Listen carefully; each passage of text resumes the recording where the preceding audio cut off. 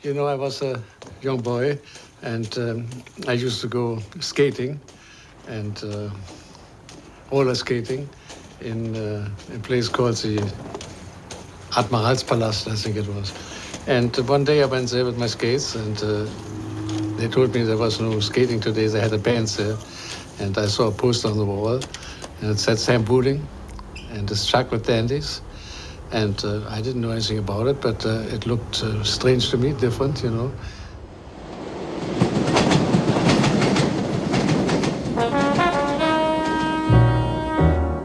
And I went in, checked out my skates, and sat down, and there was Sam Booding.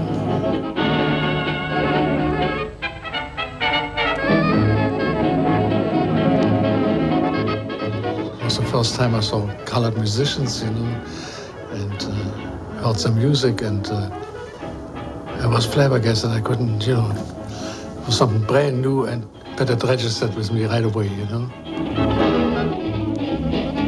I couldn't really put my fingers on it, but it was a beat, you know, it was a beat. That beat, you know, that I got into my bones.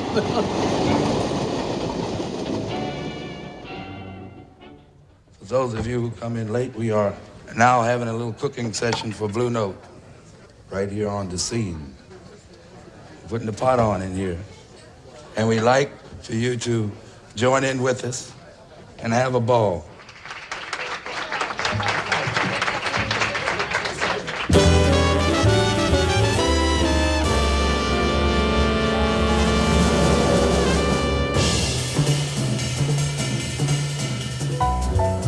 This is the story of Alfred Lion and Francis Wolff, two German immigrants who founded a jazz record company in 1939 that became very famous in its genre. Unlike any other jazz label, Blue Note Records influenced the evolution of music in sound, style, and technical standards. Each of the Blue Note recording sessions was documented by the photographs of Francis Wolff. Alfred Lion's vision of music and Francis Wolff's clear view of the recording sessions are a legacy of a unique creative achievement that continues to this very day.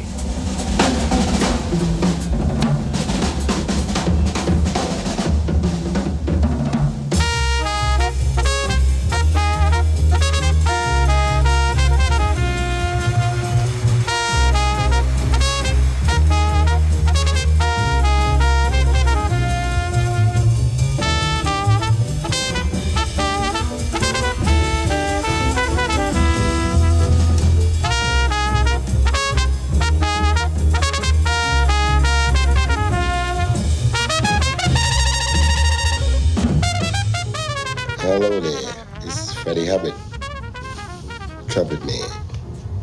Blue Note, Alfred Lion and Frank Wolff. I'm in.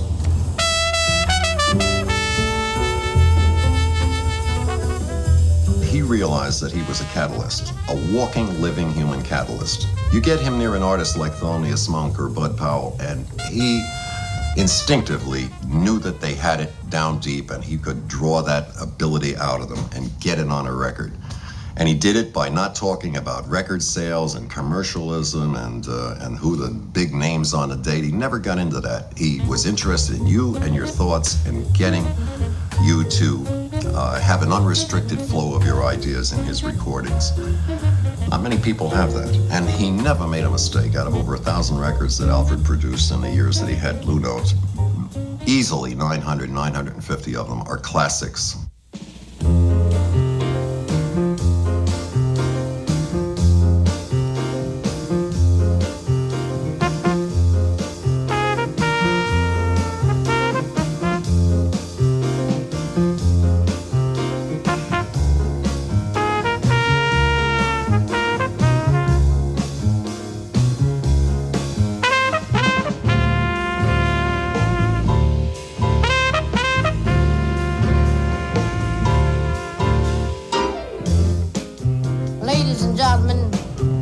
I'm Herbie Hancock, and I'm a musician.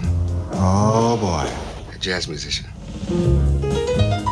When I was a child, and I first came to San Francisco, Lee Morgan, Sidewinder, and Horace Silver, Song for My Father. We call it Song for My Father. And so the music was like a diary of what was going on. My name is Horace Silver, and I've recorded for the Blue Note record label for about 28 years for Alfred Lion and Frank Wolff. And on, you know, Wayne Shorters and Herbie Hancock and all the people who recorded on Blue Note, they would play on the radio along with Willie Nelson or Chuck Berry. Imperial on the Isles, Herbie Hancock. The Un Poco Loco. Leeway, Lee Morgan. Un Poco Loco with Bud Powell.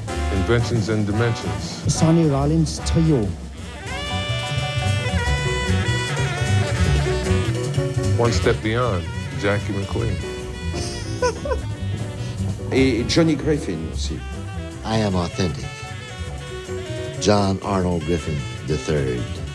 Pour moi, ce qui est marrant, c'était Blue Note était lié au saxophoniste. Otherwise known as Volcano, Vesuvius, or the Little Giant. You know what they recognize? They could recognize when something was grooving and when it wasn't. The band must swing. They couldn't dance. They both had two left feet. We must have swinging. If something was grooving, you know, Frank would go like, he would start doing his little two-step thing. You know, and if he wasn't doing his dance, it wasn't grooving. You know, I knew it from the beginning. When I first saw Alfred, I was disc jockey on WOV in New York, and I walked into this place where I worked, and he was sitting there eating a hot sausage sandwich, and I said, "There's my life." And he wouldn't look at me hardly for 11 years. 11 years, that was what he was doing, was that Blue Note, and it hurt because I knew, you know, but I spoke with a lot of musicians about it. Women will not be ever as important as the music. And if a woman thinks she can, she's kidding herself, because a guy who really loves the music, that's where he's gonna be.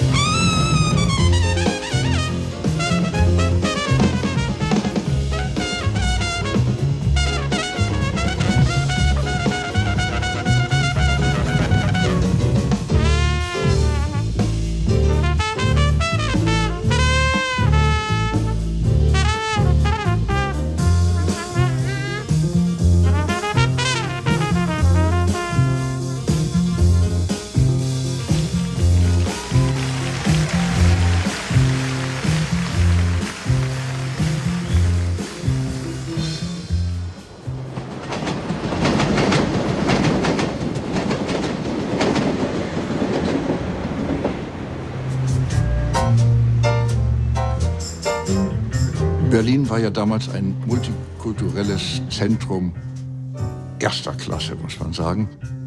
Ich erinnere mich als Schüler, als 13-Jähriger, wir fuhren da nach Berlin zum Theater der höheren Schulen und wenn wir Zeit hatten, büchsten wir aus. Vor allen Dingen wollten wir am Potsdamer Platz in das berühmte Warenhaus Wertheim. Ein unerhörtes Flair, unerhört. Es war ja auch alles da, was also an würde ich mal sagen, Prominenz, egal in welcher Sparte, das war ja hier, war alles da. Berlin war die Stadt. Nicht nur der Film, nein, in der Literatur brodelte es. Die Kunst, die bildende Kunst, Die Theater waren voll, die erstklassigsten deutschen Stars spielten dort. Aber für die große Masse war natürlich der Film das entscheidende Medium. Dem Kino behielt man auch die Treue nach 1933. Ganze Kunst und Kultur gestottert und Unterricht, Stadedienst und so weiter ist weder rassisch begründet noch folglich erträglich. When Hitler arrived on the scene, Alfred disappeared because he was smart and he knew there was trouble abroad. And so he left. He came to this country, he barely spoke English. He was alone and he was self-sufficient and he struggled, but he was terrific. He brought Frank over later, after he had arrived here.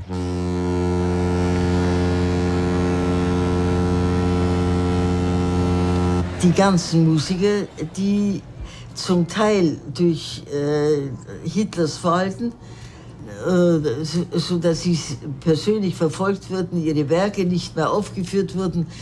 Und diese Leute kamen alle hierher. Und Arnold Schönberg natürlich, Paul Hindemith, die ich alle kennenlernte. Kurt Weil kannte ich sehr gut.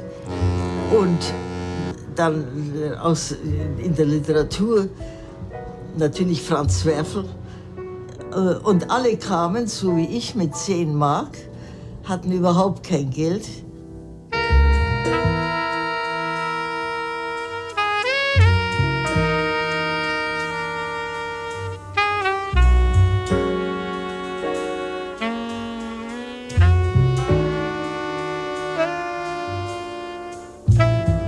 Die zentrale Figur des Jazz, der Blues, ist ja im Grunde nichts anderes als die Trauer über die verlorene Heimat. Und im Blues ist die Heimat da. Und vielleicht ist bei allen Experimenten, bei allen Versuchen, die auch dokumentiert sind im Blue Note Label, doch die heimliche Vorliebe für den gestandenen Blues eine der Spuren, die unmittelbar zurückverweisen auf Alfred Lion.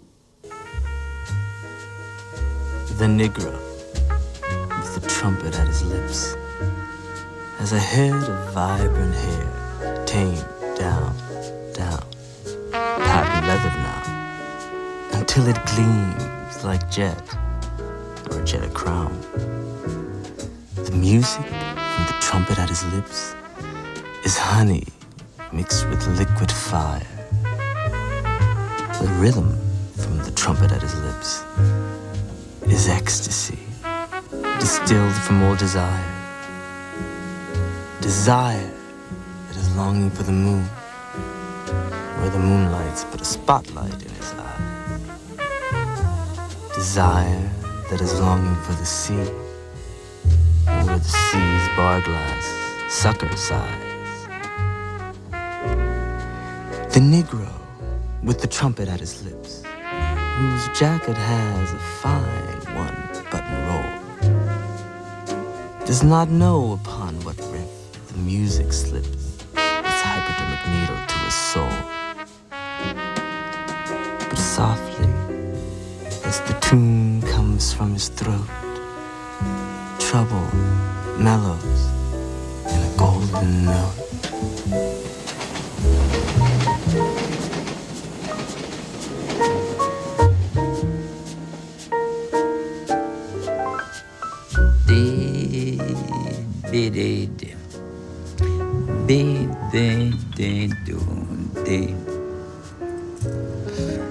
Yes. Ça m'a beaucoup marqué parce que j'ai dit c'est curieux, cette musique, c'est une musique qui n'est pas du tout comme la nôtre. Il y a le blues dedans, il y a le sentiment de blues. Baby, oh, what can happen?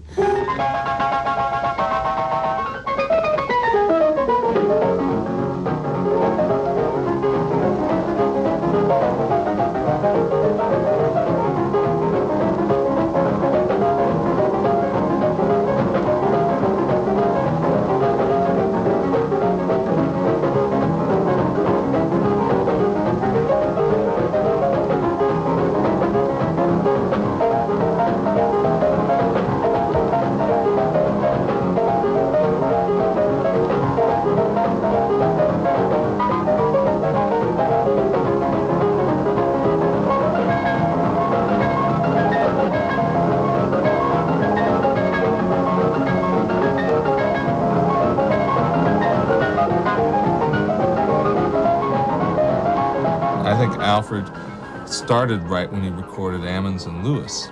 He was just sort of like going with the trends, and he happened to discover two really quintessential musicians in the process.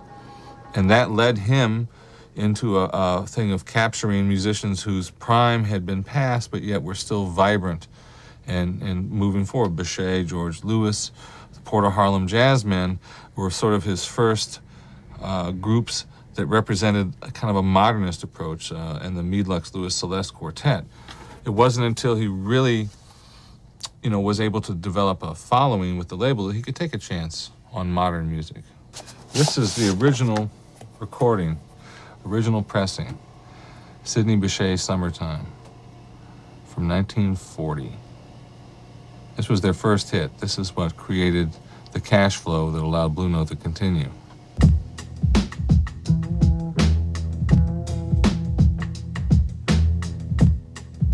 It was like blood, like water, like air, I mean. We'd like to do a brand new thing for you at this time from our most recent Blue Note album. Coming to you tonight from the jazz part of the world is trumpet. That's got it. Tenor saxophone. There was a whole thing. That whole thing, that funky piano thing that went down there for a minute,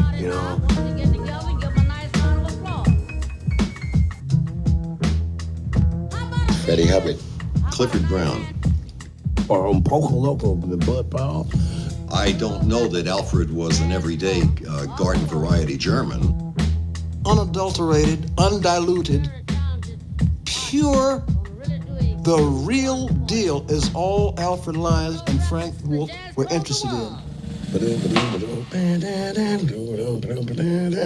What? I mean, every piano player I know sat down and tried to play that. I know I did.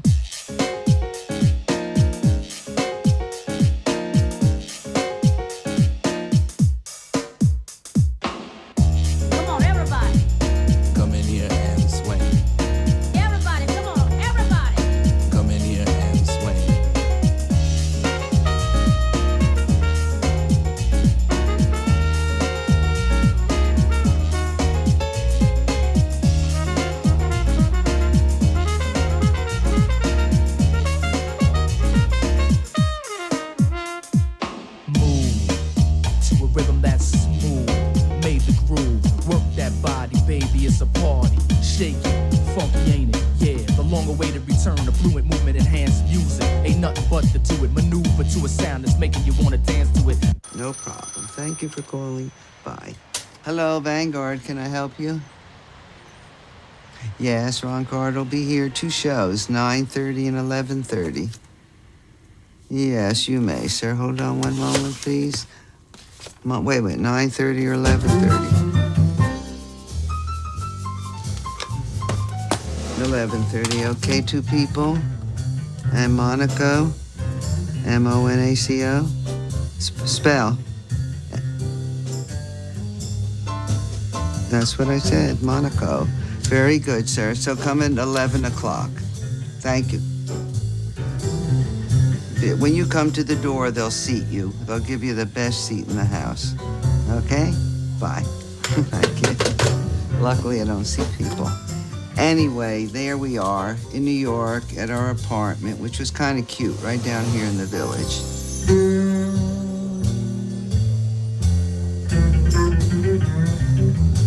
Yes, I was young. I was about 17 or 18 when I met Alfred.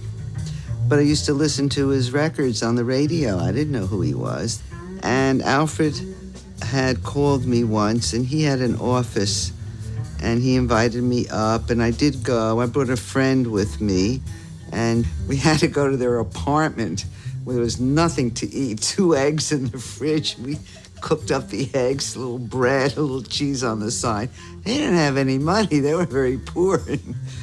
Anyway, the war came, and Alfred got drafted. And then he got shipped to Texas, El Paso. And of course, Alfred kept writing to me, come to Texas. And my mother thought he was wonderful, by the way, and he's a wonderful guy. Anyway, there we were in El Paso, Texas, and Alfred and I got married. That's a test pressing of a Blue Note record.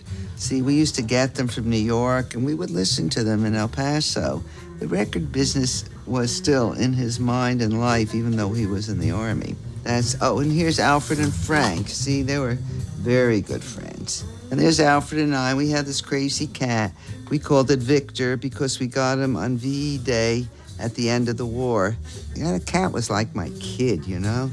I really wanted children, but I had a cat. It wasn't a terrible split up, for that matter, because we liked each other an awful lot. And Alfred loved me, and I was terribly fond of him. But the reasons are obscure. And as I say, I don't intend to discuss my deepest personal life now. Yes, Alfred. Sorry. Vanguard. Hello. You're the same person. I just talked to you before. I'll see you later. I don't know who it is. There's some strange people call.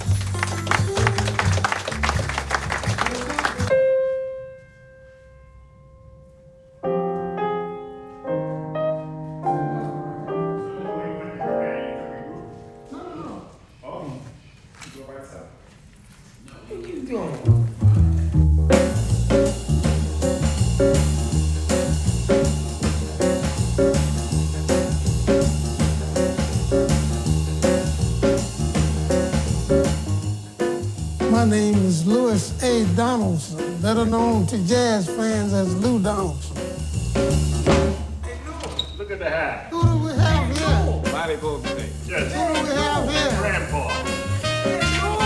Tell the grandchild. What's happening, Grandpa? TV the other night. Yeah, I'm so told me about me talking to her. Yeah, I'm on the case with the younger players. Right. Gotta get it going. He's still there. He won't budge.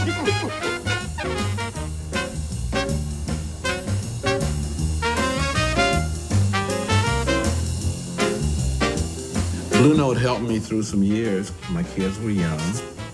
I was trying to establish myself in New York, just generally. And so it came at a great time. And it was with a lot of great musicians. So it was people that I didn't really work in their groups, but just to know them, I mean, I'm sitting back like people looking, saying, well, I played with Tommy. I mean, that was an honor. Come on, that was so it was just an honor to be here. And I was a young bass player, and it fed my kids. But you knew you were not going to leave until that record date was through. Yeah. If we had 8 tunes or 9 tunes, you're going to make 9 tunes. Come on, let's get these 9 tunes. Let's get these 9 tunes You in might stay there and get out of here never. so I can go spend that check. Right. Let me go cash the check. I mean, everything will be closed if we don't hurry. And we would all go to a drugstore on 50th in Broadway. That's correct. That used to cash checks. Because he paid us in check. Yes. And we used to go and cash our checks. And for a long time. See you, Mom. Dude. That was it was really my survival. Actually, I was about 20 when I met him. And then we got together. But Alfred, he always came around to the jam sessions, And then at the time I was practicing with Coltrane. And I was practicing with Wayne Shorter. But what was so great about Alfred was that he would talk to you about what you wanted to do, with the concept of what you were writing. And he gave a lot of young people an opportunity to experiment and write something different. It's not like it is today where the record companies will more or less tell you what is marketable and what's sellable. And so you end up writing something not necessarily coming from your heart. But during those years at Blue Note, that period was a very creative period for me. And after listening to all these albums of people like Blakey and Sonny Rollins, and to get an opportunity to meet these great people, and not only perform with them, but hang out and study, it was a thrill of my life. And Alfred was very responsible for all that, And he was funny. He said, he would come to the session, he'd say, Freddie it's not groovy. I said, What do you mean it's not groovy? If you were swinging, he wouldn't say a word. No. But if that stuff started bogging down, fade.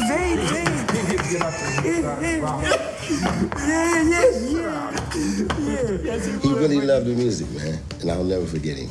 And when I got my first check, I bought 2 nice new suits, and I bought a car, and but that's just part of it, you know. They knew when it wasn't happening. Yeah. I mean, if it didn't feel good, it had to feel good. I mean, it had to have a direction. That I understood about them. I used to laugh because the beat was 2 and 4, and they would be popping on 1 and 3, but they knew. But they knew what was going down. That it didn't feel good. You could tell when it was starting to gel and come together, because pretty soon little smiles was creep across their faces. And when it got this wide, it means things are really popping now, man. He's going for take number 1.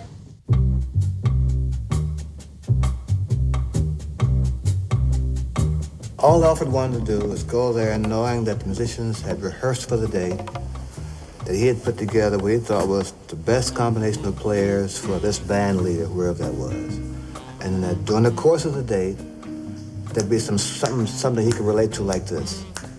And by and large, all those sections of music recorded, somewhere on the record there was some real swing going on. Even in the ballad, there was a Ike Quebec kind of ballad, you know, or a Sam Rivers kind of ballad. There was some swing going on there. That was Alfred's concern. I want to sock it to you for a couple of minutes.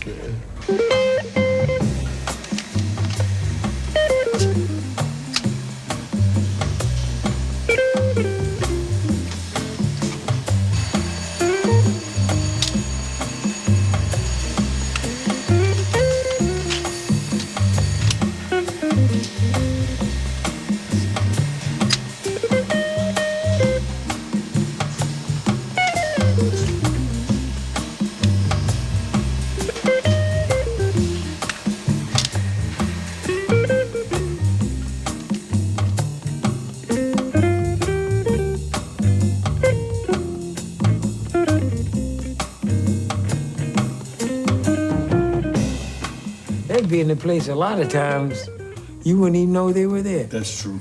Unless you look around, Yeah, you're just looking around the place. Oh, there's Al over there. Yeah. He sit back lamping and listening. You know. Yeah, many players. Both of them. Oh, that was some good times up there, man. Yes, sir. Every soul and his brother came up there. Yeah, I've met a lot of guys up there. Yeah. They're in the Paradise. Yes, right. Uh-huh. Big Nick. Mm-hmm. Big Nick, yes. Yeah. Uh-huh. Everybody used to come to those sessions. You know, son, hey, well, man, you just named them. They were there. That's correct. Every night. You know, there would be something very interesting that will hold your attention. True. Every night. True. 7 nights a week.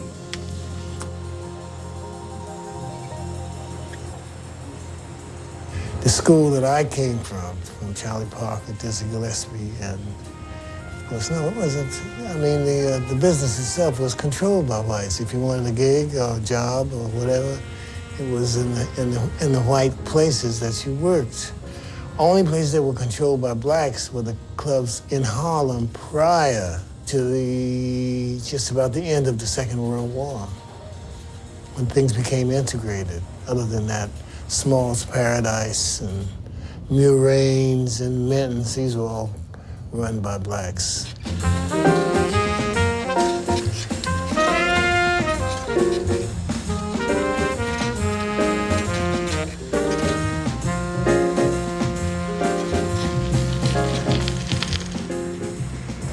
Well, this is the home of bebop. This is the Bebop Laboratory. And all of the great jazz musicians of the 1940s performed here. And it was just the home of the beginning of the music, where they experimented with new ideas and talked things out and worked on new songs, the ones that became classics. And this is where it began, 118th at Minton's, the place.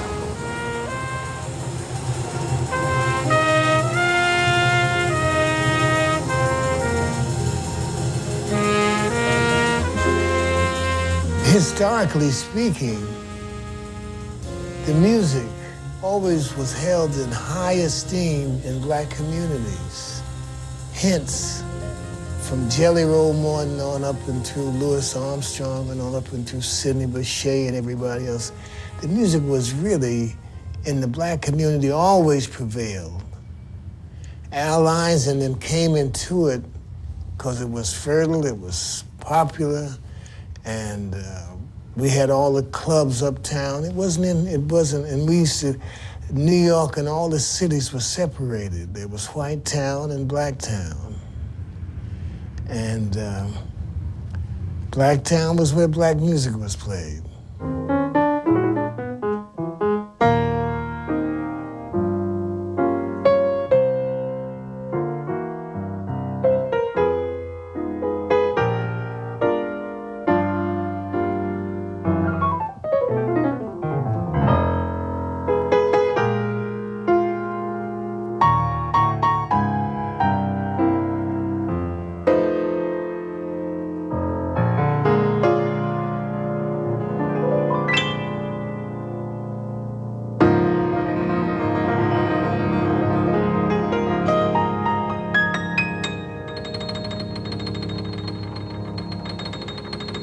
Monk was a pianist who worked in Harlem. The only claim to fame he had was, I think he wrote Round Midnight for Cootie Williams in 1941, and Cootie Williams paid him a few bucks and put his name on it. I've heard that story. I presume it's true. But it was Alfred. He had his monthly budget to do an album, and the choice came down to Bud Powell or Thelonious Monk. And all of Alfred's friends said, well, Bud Powell, you got to record Bud Powell. He really has a lot of technique, and he's really a pianist. And Monk, I mean, nobody knows what he's doing. He writes these weird compositions, and he doesn't play technical piano. So Alfred's probably the only man in the world that would have made the decision to record Thelonious Monk. When I heard Epistrophe and Off Minor and Thelonious and 4-in-1 and Arenelle and all these things that Monk wrote, I mean, I realized that a revolution was happening here. This is a man who doesn't think like any other musician in all of musical history, let alone jazz. And Alfred had that good sense, not after the fact, but before the fact, before anyone else recognized his abilities to get in there and record him. Monk was a sideman with Coleman Hawkins, and he was writing all this wonderful music, but no one was really paying that much attention, excepting Al Lyons. They seemed to be, in a way, visionaries. They saw something in these musicians in the future. And so their vision of hanging in there, I think, paid off historically, musically, and creatively.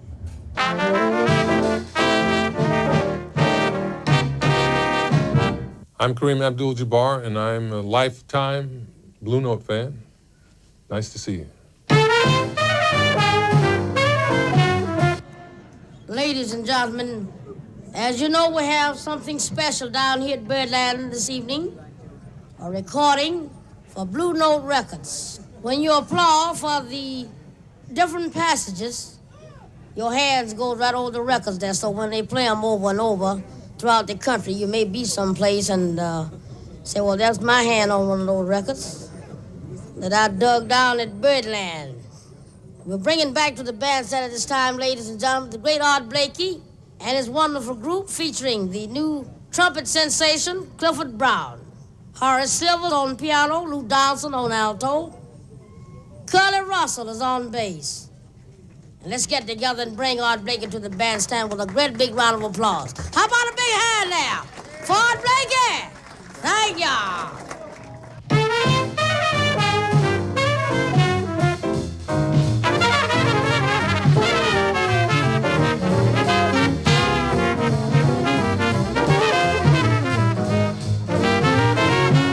Ces gens-là avaient pressenti qui seraient effectivement les leaders, les grands maîtres de cette musique, et ils ne se sont pas trompés, puisque, le moins qu'on puisse dire, c'est qu'ils ont toujours fait les choix les plus excellents, et quelquefois même des choix troublants, parce que si nous pensons par exemple à Herbie Nichols ou si nous pensons à Sonny Clark, et bien sûr à Bud Powell, qui est extrêmement discuté à l'époque, il ne faut pas l'oublier, ou Thelonious Monk ultérieurement, eh bien, il faut quand même réaliser que ces gens étaient extrêmement courageux, extrêmement... Je ne sais pas, ils avaient le sens du futur. With the help of Ike Quebec, they sought out the most creative artists and gave them the Blue Note treatment. Care, planning, and quality at every level.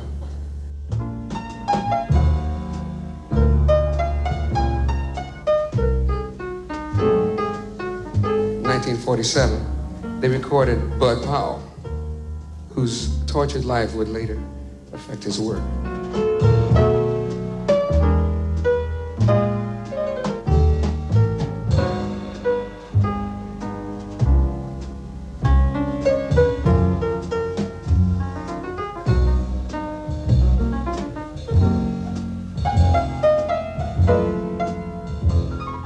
Un soir au Birdland, Bud avait éclipsé tout le monde. Charlie Parker était là, Fats Navarro, Max Roach, et il les a éclipsés au point que les musiciens ont dû quitter la scène. Tellement Bud faisait de musique et tellement Bud était exceptionnel. Et puis à un moment donné, il s'est passé un phénomène tout à fait étrange. Bud était vraiment monté très très haut et subitement, ses doigts se sont détachés du piano. Il a continué de jouer, mais sans plus émettre aucun son. Bon, Bud était capable effectivement de faire quelquefois des choses un petit peu étranges comme cela et qui avaient défrayé la chronique aux États-Unis. Et à ce moment-là, évidemment, le public s'en est inquiété et les deux videurs, les deux personnages qui se trouvaient au fond de la porte, deux colosses, sont arrivés et l'ont jeté sur le trottoir, juste au moment où Alfred Lion arrivait. Bud, pris de peur, évidemment, s'est sauvé et s'est caché sous une voiture. Et comme me le disait Alfred, il s'est caché comme un chat. Et il a essayé pendant une demi-heure, en l'appelant doucement, gentiment, en disant « Bud, je t'en supplie, sors de dessous cette voiture, ne reste pas là, on va partir ensemble, on va aller à la maison. » Et finalement, il a réussi à obtenir que Bud sorte. Et Alfred a donc ramené Bud chez lui. The LP, and it was always quality. My name is Max Roach, and I'm a new Blue Note artist. And someone has knocked on the door. Second sticks. Hi, this is Taj Mahal, and I'm just enjoying myself dealing with the opportunity to reminisce about music from the Blue Note years. Hello, once more.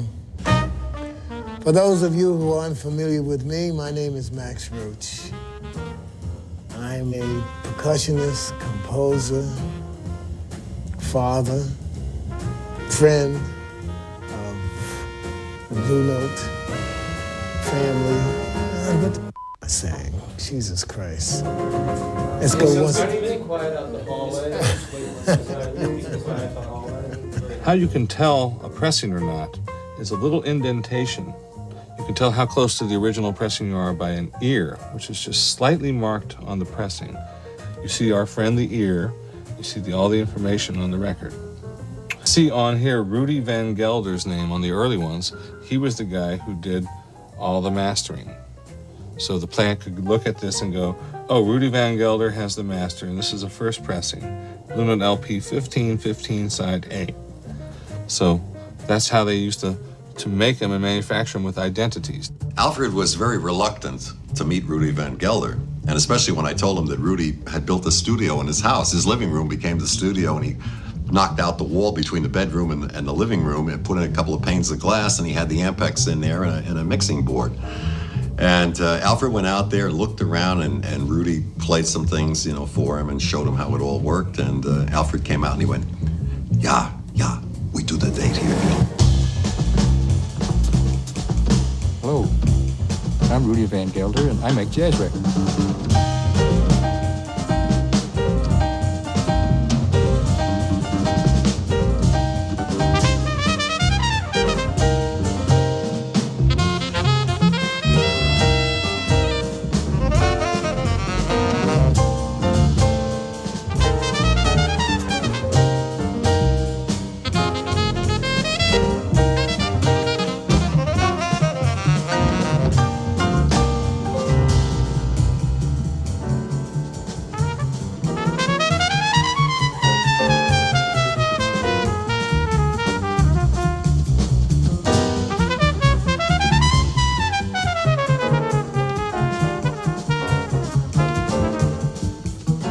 they were totally involved with the sound of the records they wanted to make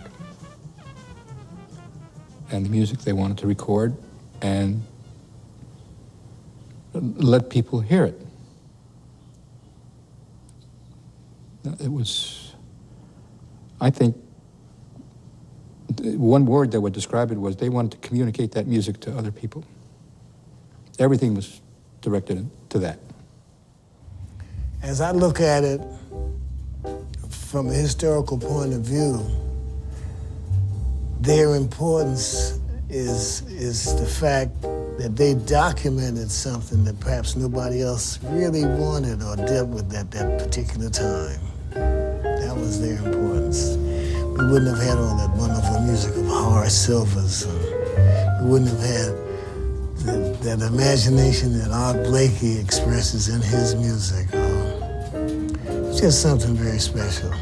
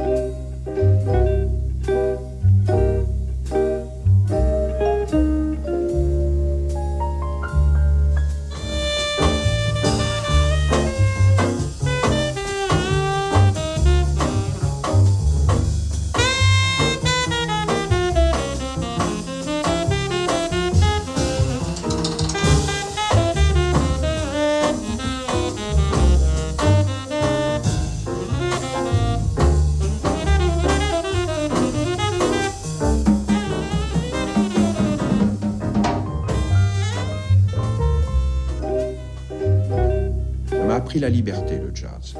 Pour moi, les grands metteurs en scène sont des gens qui sont comme les grands musiciens de jazz. Ils peuvent travailler sur des compositions qui ne sont pas d'eux. Miles Davis, Thelonious Monk a joué, ils ont joué des compositions de Gershwin. Lester Young a joué These Foolish Things. Dexter a joué des standards, il a joué Body and Soul. Mais son Body and Soul ne ressemble pas au Body and Soul d'Armstrong, ne ressemble pas au Body and Soul que peut jouer, je sais pas, Coltrane.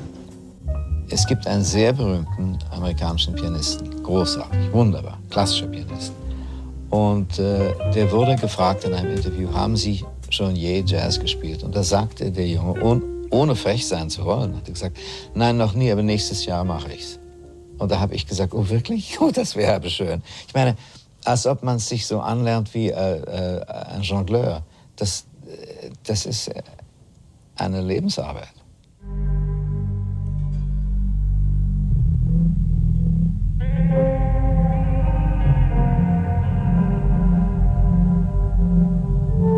It's a music that grew out of the Black experience.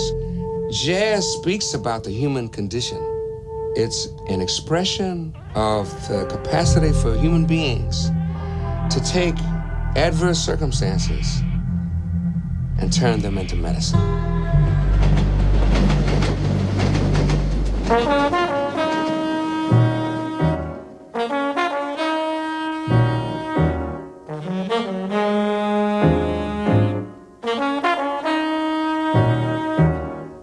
We are three things: animal, human, divinity, which is light.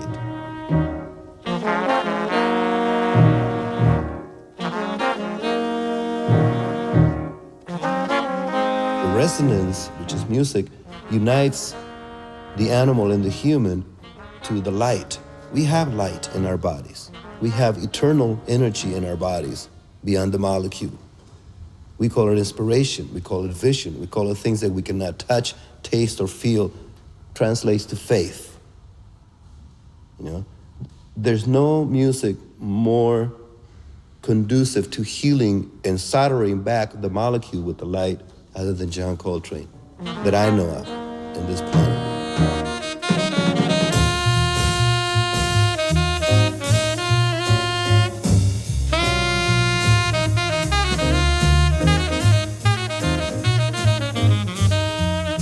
Coltrane made one album for Blue Note, and that album was Blue Train.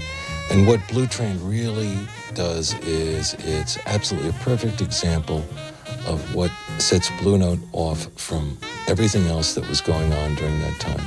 As great as John Coltrane's output was on Prestige, there was nothing that really approached Blue Train. Well, you know, we have to start somewhere. I heard Naima on a Cherokee commercial, you know, and it sounded fantastic. I couldn't care whether it was selling anything.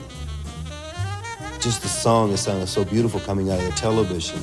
Whether it's a hip-hop beat and Coltrane on top, it don't matter. They just have to get it.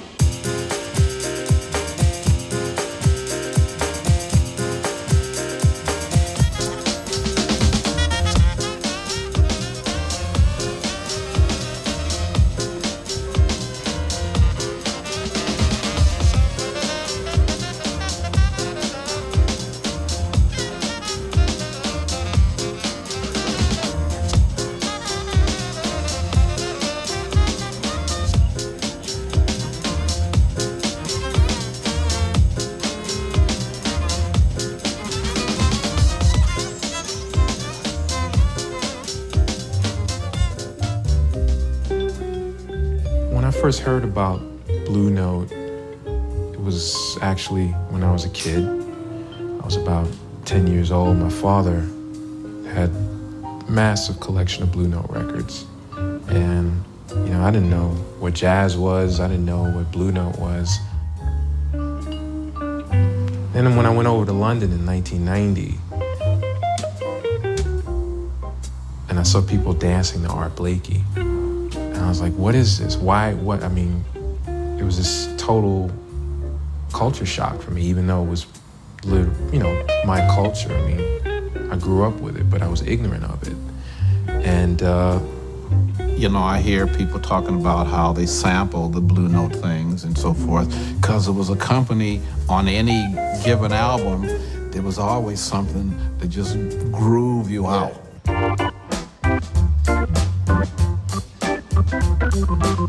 You didn't leave unless something was swinging on it. Yeah. You were not going to leave this place. And so therefore, it was a different period. You really felt like, you know, the music had a nice feeling. It was still dance music at that time, which the three of us came through at our age. The music was danceable. So a jazz group, you could go in a club and the people would be dancing. There were listeners, but if it didn't feel good, your butt was out of there. Yo, check it out. I got a hype rhyme for you that'll rock from London, England to the boondocks of Georgia. Intelligent, benevolent, super, all the qualities of HIC, the alley-ooper. My main man and me, we've been cool since day one. Scooping all the fly girls, having all the fun. My hope is that some of the young folks out there who hear some of these samplings, you know, will say to themselves, well, what is that, or who is that? Oh, that's Horace Silver. Let me go check out some of his recordings and see how I like them. You know, then maybe they'll say that about Herbie Hancock and about Stanley Turrentine and Donald Byrd and all the different things, the different tracks they're using from these guys. You know, maybe they'll go and check out the original, and who knows? Eventually, we might pull some of them in as jazz fans. You know.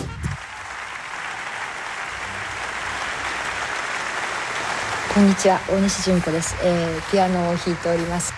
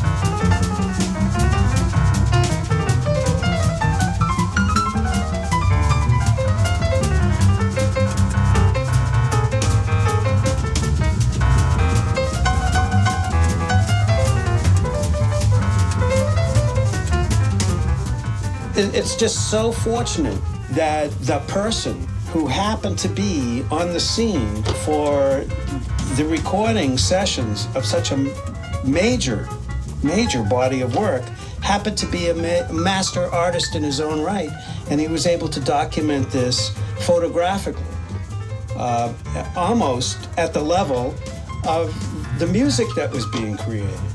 It's just a phenomenal coming together of two art forms at a level that is rarely achieved.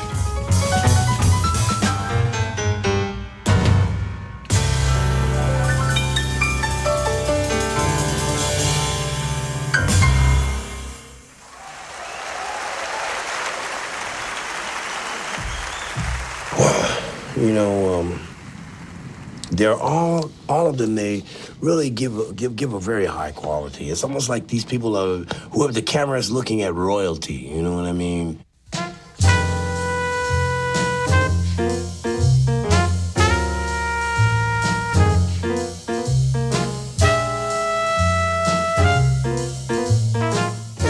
Just like a photograph like that. This is somebody who, whoever, saw the musician for what he was doing. That's the energy. It's like that horn. When you look at the picture, the horn is blowing at you. You can hear it. You can feel the person's energy,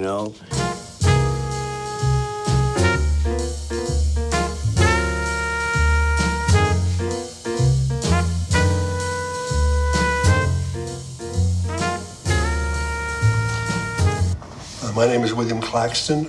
I'm a photographer, and I'm best known for my jazz images.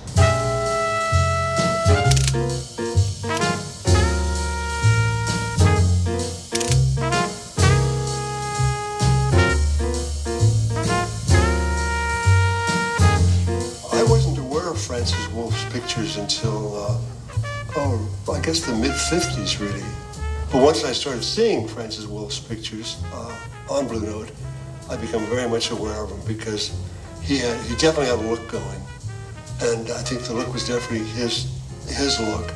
And what I first noticed was that about his look was a seemingly simple lighting he always had of a single flash, and the pictures were usually quite sharp, and the backgrounds were always black.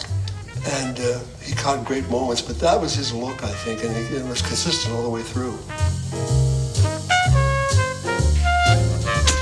Walk down 57th Street and past the Museum of Modern Art, and I'd say, Frank, your photographs need to be in there, and he didn't think so.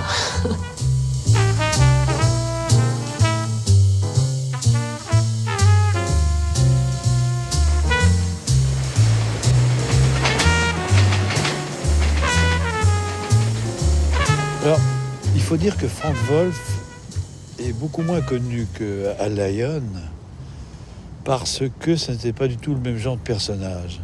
Frank était vraiment un être replié sur lui-même, timide, qui n'aimait pas parler, alors que quand on le connaissait, il était très drôle, il avait un grand sens de l'humour, et il aimait l'architecture. Je me souviens que dans les rues de Paris, il s'arrêtait subitement devant un immeuble, mais qui n'était pas un bel immeuble obligatoirement. C'était un immeuble simple, d'un certain style, et il regardait, et il me disait, vous voyez, cet immeuble, c'est fait comme ça. Et il m'a même dit qu'il avait fait des études d'architecture. Alfred could not have survived artistically or business-wise or as in friendship without Frank. They were like Siamese twins, except that they were separated at the hip, but somehow joined spiritually.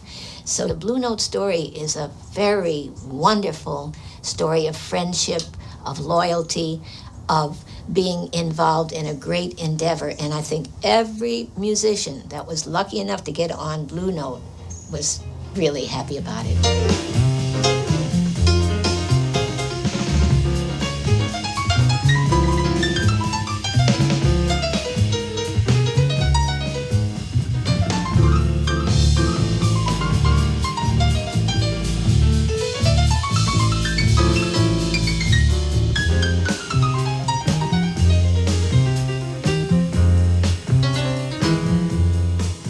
1961 when I first went to New York from Chicago with Donald Byrd, with the Donald Byrd Pepper Adams Quintet. Donald Byrd became my roommate. One time when he said to me, "Okay, Herbie, it's time for you to make your own record." I said, "What?" And I said, "No, Donald, I'm not ready, Donald. I'm not ready." And he said, "Yes, you are. Yes, you are. Here's what you do."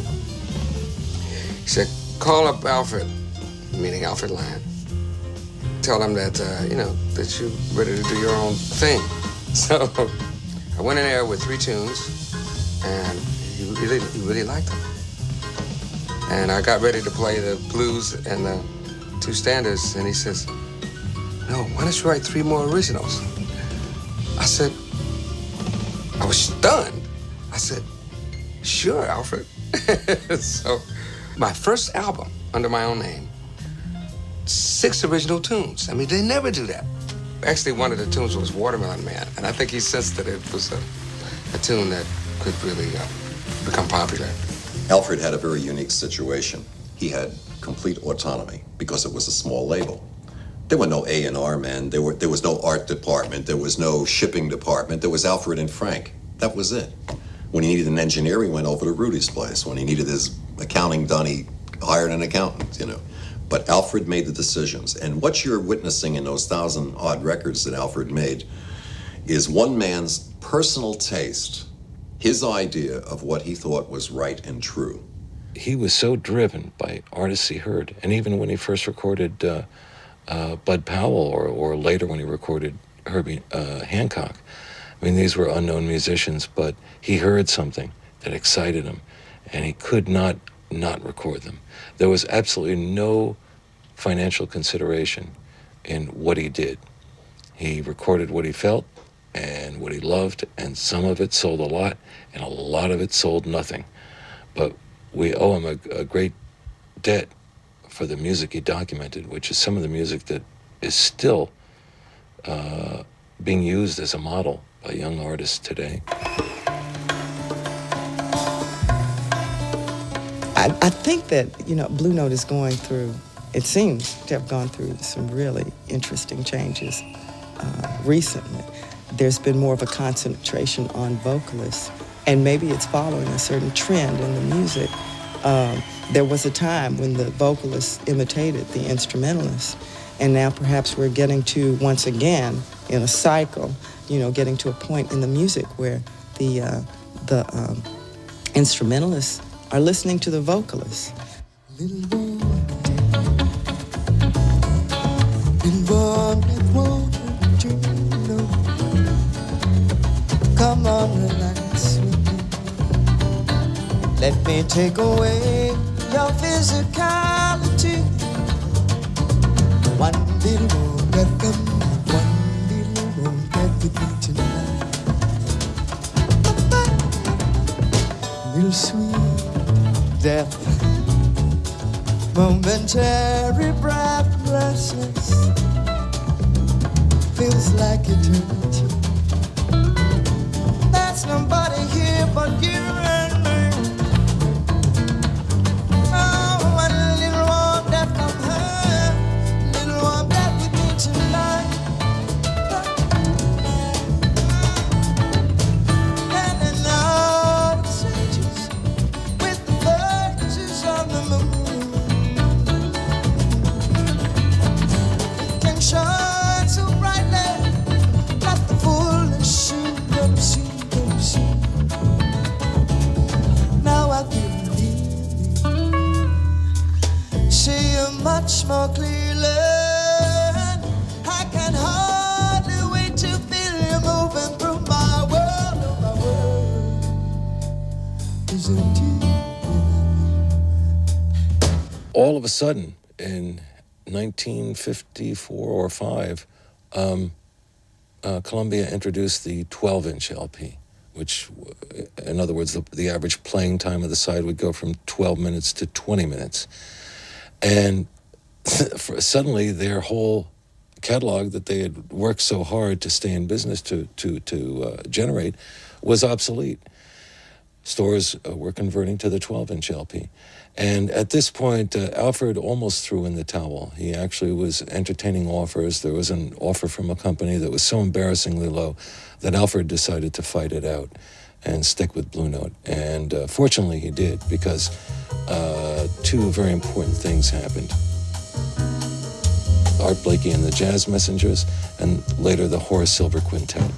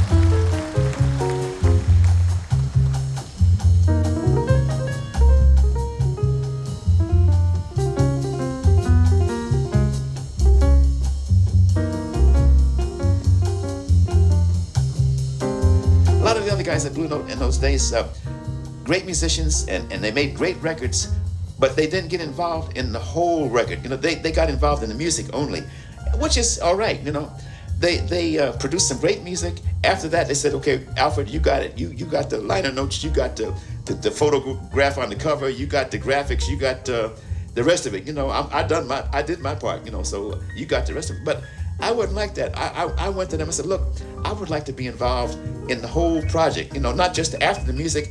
I'd like to, sit down and talk with you. Who are we going to get to write these liner notes? Is it going to be Leonard Feather? Is it going to be somebody else, you know? Who's going to do the graphics? Let me see them before you print them, you know, and let me check out, make sure everything's right. And let's pick the photos you're going to use, because I don't want to wind up seeing some photos that I don't like of myself on an album cover, you know? And so we worked hand in hand together with every phase of the thing. Everything I know about making a record today, I learned from Alfred Lion, you know, and he allowed me to learn from him, you know.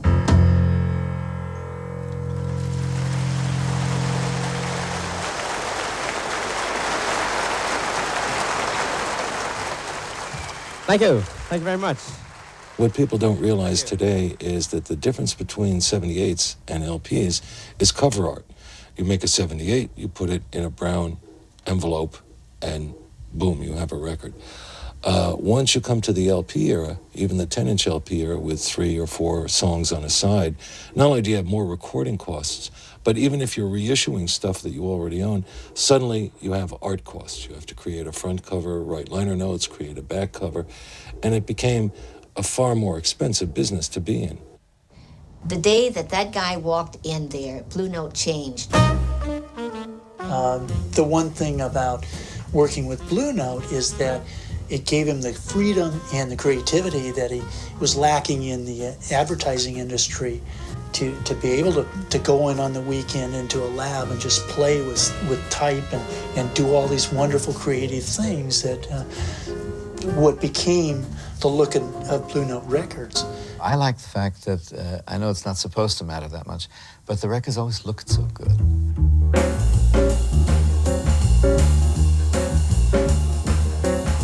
Sometimes I just look at the covers. I pull out my Blue Note stuff and I just look at the covers just to get a vibe. I don't even have to listen to the records. This is a classic cover.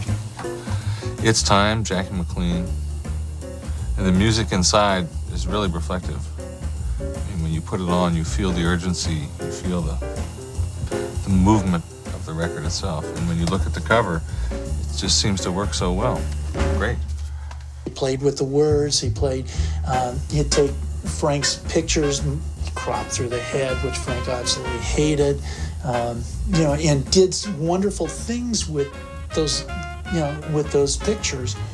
And they used to have terrible fights about it, screaming fights, where Reed was screaming and Frank was screaming and Alfred was screaming, but they got the cover through. They got the cover through that the three of them wanted. It was always a compromise because maybe Reed was just so terribly daring for his time.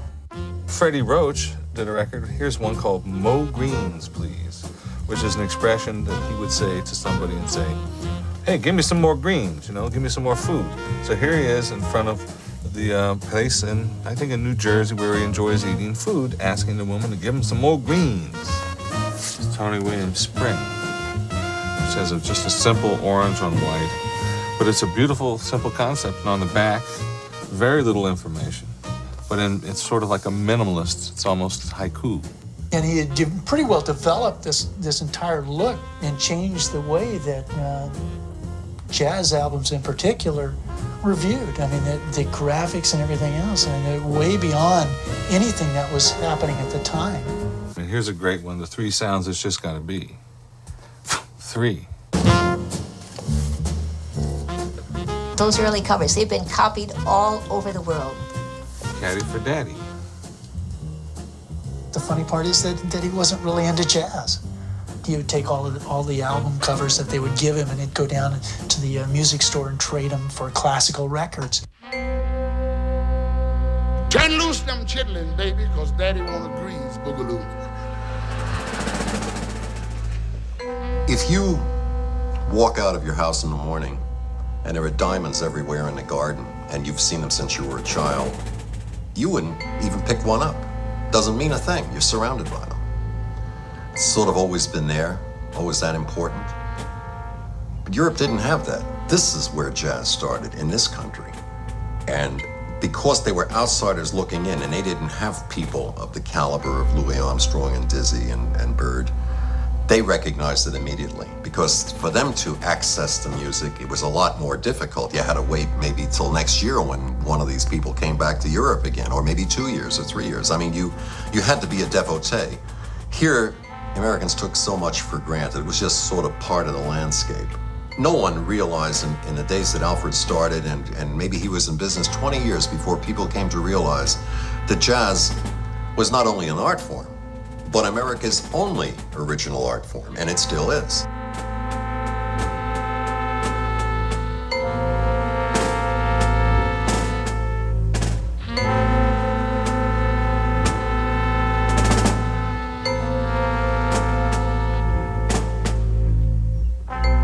Well, it's really fascinating because only in Europe people have reverence and respect for this kind of music. In America, they would know with a baseball bat, if they hit him with a baseball bat, what it is, and we're very ignorant to our own art. I think that Miles and Charlie Parker and Duke Ellington, these are our Beethovens, and someday America will wake up.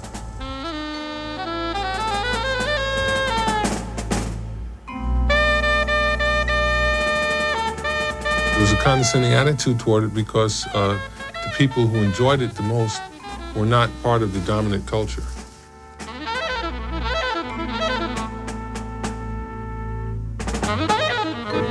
Whether they liked it or not, jazz became part of the dominant culture and became an emblem of America, of what happens when artistic license is just allowed. It's like you just throw the seeds on the ground and see what happens.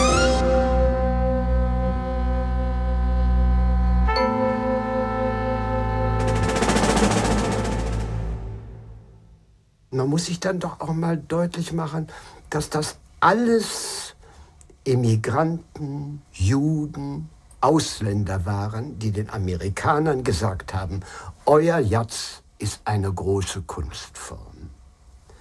Das waren nicht nur Alfred und Frank. All die Leute, die da in der 52nd Street ihre Lokale hatten, wo Jazz gespielt worden, waren alles Juden. Bei CBS vorher Commodore war George Avakian, der war Armenier. Nachher die Brüder Nesri und Ahmet Ertegun, die diese große Arbeit bei Atlantic gemacht haben, waren Türken. Auch die ganzen Jazzkritiker, Leonard Feather, ein Jude aus England, den Morgenstern, ein Jude aus Deutschland, Ira Gittler, ein Jude aus Osteuropa. All die Leute, die wirklich hauptsächlich den Amerikanern, auch natürlich die Franzosen, Charles Delaunay und Hugues Panassia gehören dazu. Timmer Rosenkranz aus Dänemark gehört dazu. Ja, es fallen einem nur Ausländer, Immigranten und Juden ein, die zuerst verstanden haben, diese Musik ist große Kunst.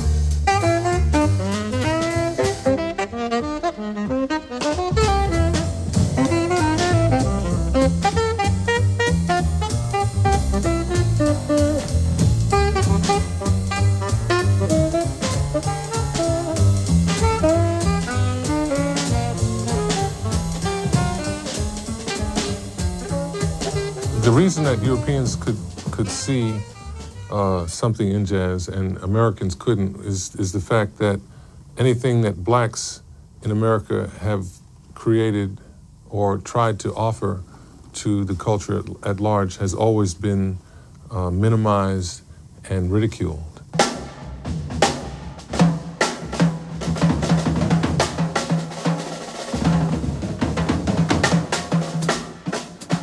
For white people in America, they could only see jazz as bordello music because that is the only time they ever encountered it. And that image stuck. So people from Europe who did not have the racist bias of Americans could come and see something that was incredibly creative and artistic, and they saw an opportunity to exploit it commercially, and in doing so helped a lot of these artists survive. If it was not for them, it might have always been thought of as a bordello music. I'm mad about all this. You got it. You got it. I have a right to be upset about this.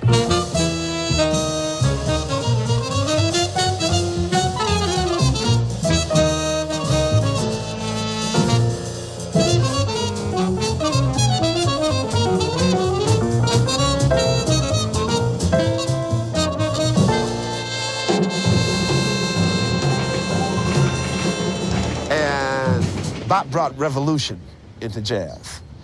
It brought the personal statement, irregardless of how the press was going to respond, what the standards of norm were supposed to be, into the music. You know, Charlie Parker was mad. Amiri Baraka played Dutchman, has a great monologue where he talks about, he said that if Charlie Parker had went out and killed the first 10 white people he saw, he wouldn't have needed to play a note. It was a way of dealing with his anger. It was a way of taking that anger and releasing it so that the world could understand it. And that's what Bach brought. This is the United States of America. Mr. James Moody.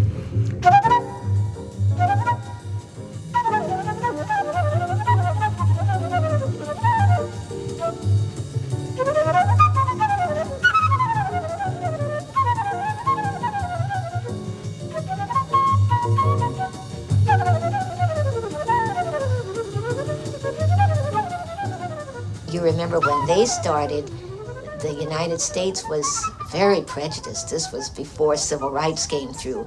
And for them to put a black artist on the cover, I mean, Alfred said he didn't care. He was, that's what's going to go there. Is, oh, put a pretty girl on it. No, we're not going to do that. We're going to put whoever it was Art Blakey or Hank Mobley or Blue Mitchell, anybody that he wanted to promote. Alfred Lion and Frank Wolff created Blue Note in 1939 with nothing more and nothing less than their own great imaginations. After 8 years of innovative mainstream recording of people like Sidney Bechet, Edwin Hall, Meade Lux Lewis, and many others, they were ready to deal with the avant-garde of that day, bebop. And the first bebop band, of course, Billy Eckstine, which had Dizzy Gillespie, Charlie Parker, Fats Lavelle, Miles, Sonny Stitt. The Billy Eckstine Band was playing at the Club Sudan on 125th Street, which I didn't know that club, but I wanted to go. It was a Sunday afternoon, and one reason or another, I didn't get there. And that was the day that Alfred Lion met Art Blakey, who was the drummer with Billy Eckstine's band. And Alfred has talked about this because they developed a friendship. And of course, Blakey did his most significant recording on Blue Note. The Jazz Messengers really were developed on Blue Note.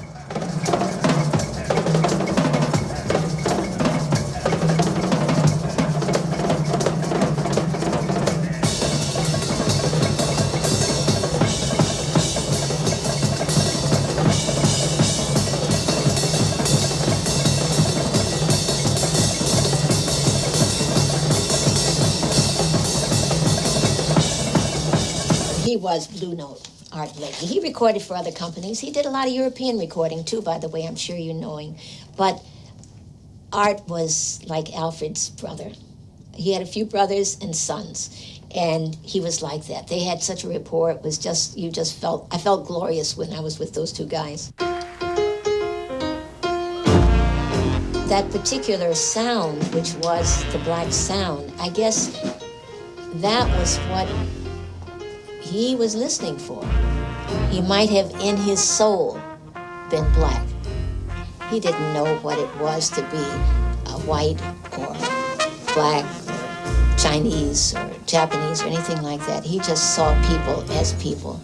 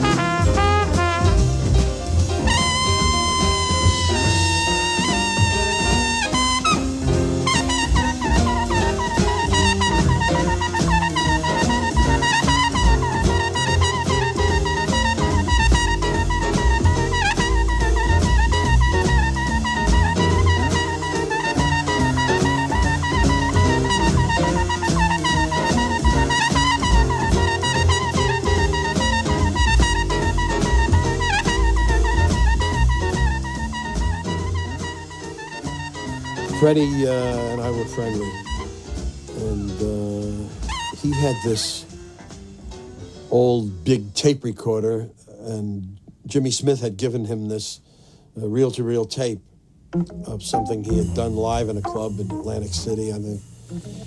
And Freddie said, "You got to hear this organ player. He's incredible." And the tapes were rather raw, and the sound was crackly, but you could hear that Jimmy Smith was a young genius. And I was with Prestige at the time, And I said to Bob Weinstock, "You've got to sign this guy. He's the next thing." And I only suggested two things in my life to Bob Weinstock: Jimmy Smith and Bill Cosby, and he didn't pick up on either of them. Jimmy Smith, I think the very next week, was snapped up by Alfred Lion.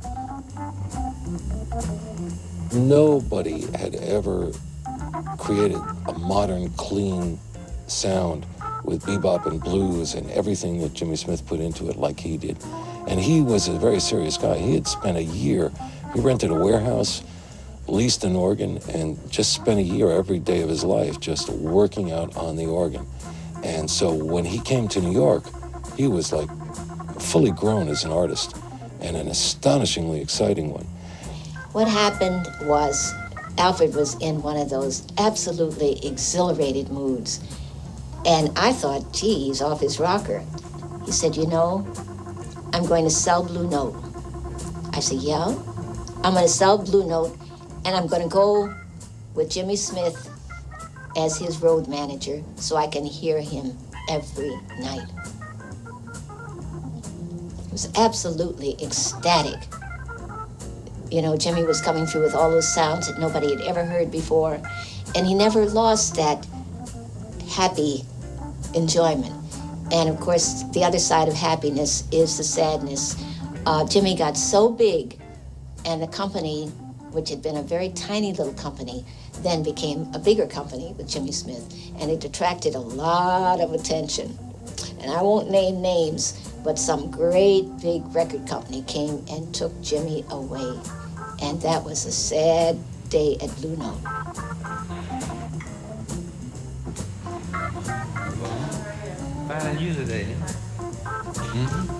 Alfred, when he first recorded, he wasn't recording compositions. He wasn't coming out of a European classical background. He was looking for blues, for very soulful blues.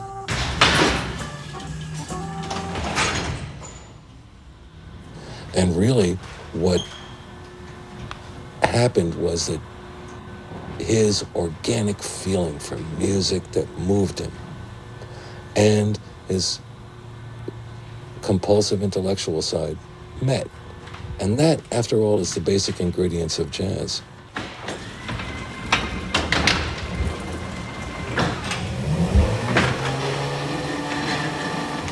And that's, I think, why a lot of musicians describe Alfred and Frank as being different. They were one of us, is the common phrase that you hear from musicians. They really understood what we were doing. And what they really understood was that jazz was something where the mind, the intellect, and the soul and the feet got together. And that's really what musicians were projecting. And that's really what Alfred was all about. And that's why Blue Note can record Herbie Nichols, and Blue Note can also record Song for My Father and the Sidewinder. It's all the same thing.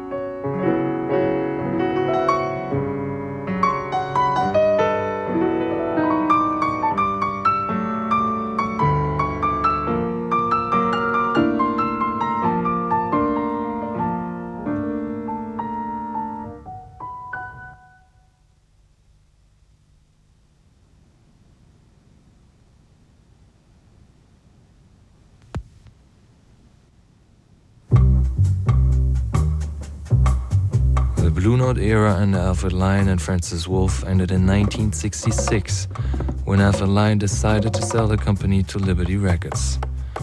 With his wife Ruth, Alfred Lion retired to Mexico and began a new life. Francis Wolff died in 1972. In 1981, jazz producer Michael Kuskuna started to reissue the most important Blue Note recordings. his partner Charlie Laurie began to publish the enormous work of Francis Wolff. In 1985, the major Blue Note artists joined for the legendary Town Hall concert. The Blue Note label was reborn in 1986 under the direction of Bruce Lundvall. Alfred Lion died in 1987.